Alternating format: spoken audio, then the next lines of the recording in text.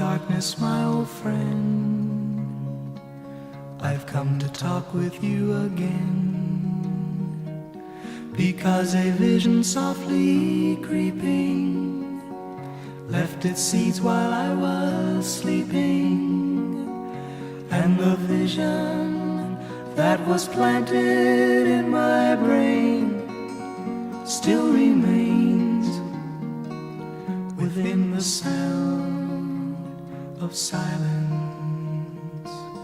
In restless dreams I walked alone,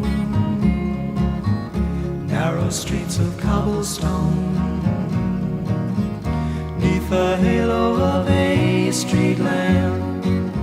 I turned my collar to the cold and damp, when my eyes were stabbed by the flash of a neon light that split the night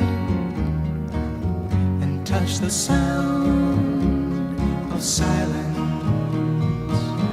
And in the naked light I saw 10,000 people, maybe more, people talking without speaking, people hearing without listening, people writing songs that voices never shared.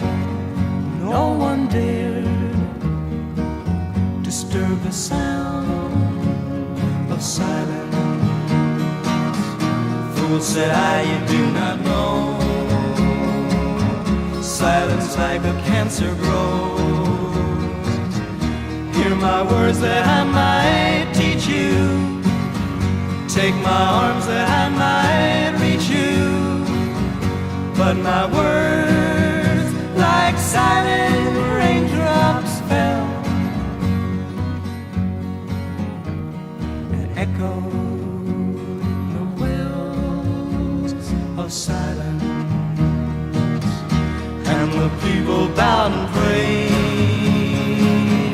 to the neon god they made, and the sign flashed out its warning in the words that it was forming, and the sign said the words